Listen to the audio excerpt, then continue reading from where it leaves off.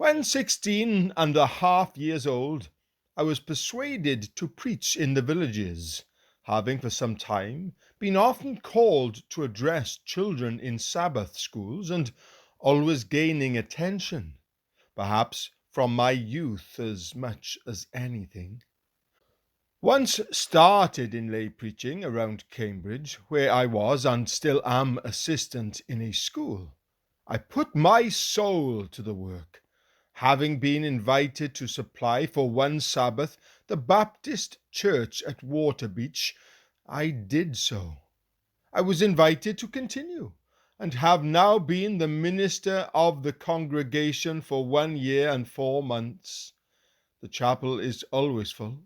Many profess to have felt the power of divine grace, and residents in the neighborhood say that there is a visible reform manifest. God has used things that are not to bring to naught things that are. I preach thrice on the Sabbath, and often, indeed, almost constantly, 5 times in the weeknights. My salary being insufficient, I still remain in the school, though the congregation is large. They, being poor or men of small property, are unable to do much, though their kindness may be judged of them from the fact that I have been to 42 different houses to dine on the Lord's Day. Thus are your words in part realized. Though I do not say that your conversation did then lead to my conversion, yet the thought of what I conceived might be my position one day ever worked in me a desire to gain true religion, which even then I knew was the great essential in a minister. I long for nothing more earnestly than to serve God with all my might. My education is amply sufficient for my present station, and I have means and desires for further improvement. The particulars I have given are perhaps too lengthy, but you will excuse it. I could not refrain from letting you know what is no doubt more interesting to me than to you. I pray that while standing on the polluted ground in Chester Theatre, you may consecrate it in many a heart by being the means of their conversion. Your words spoken in season have been good to me, and if I am of any use in the army of the living God, I owe it in great part to you that I ever enlisted in it. I am not 19 yet, and need and trust I shall have a mention in your prayers. With the greatest respect, I am yours, truly, Charles Spurgeon. P.S.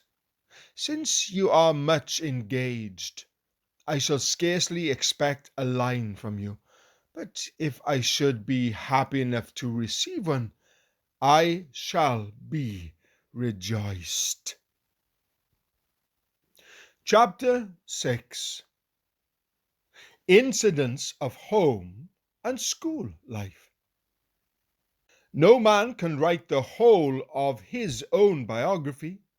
I suppose, if the history of a man's thoughts and words could be written, scarce the world itself would contain the books, so wonderful is the tale that might be told. Of my life at home and at school, I can only give a few incidents, as I am able to recall them after the lapse of 40 or 50 years. One of the earliest, and one that impressed itself very deeply upon my childish mind, relates to my first and last debt. When I was a very small boy in pinafores, and went to a woman's school, it so happened that I wanted a stick of slate pencil, and had no money to buy it with. I was afraid of being scolded for losing my pencils so often, for I was a real careless little fellow, and so did not care to ask at home. What, then, was I to do?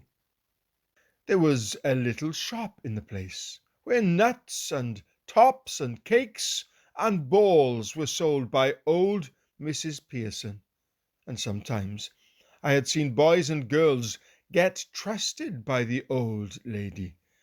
I argued with myself that Christmas was coming, and that somebody or other would be sure to give me a penny then, perhaps even a whole silver sixpence. I would therefore go into debt for a stick of slate pencil, and be sure to pay at Christmas. I did not feel easy about it, but still I screwed my courage up and went into the shop. 1 farthing was the amount, and as I had never owed anything before, and my credit was good, the pencil was handed over by the kind dame, and I was in debt. It did not please me much, and I felt as if I had done wrong. But I little knew how soon I should smart for it.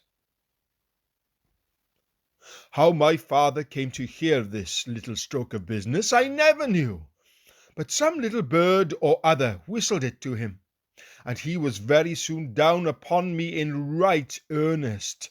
God bless him for it. He was a sensible man, and none of your children spoilers. He did not intend to bring up his children to speculate and play at what big rogues call financing, and therefore he knocked my getting into debt on the head at once, and no mistake.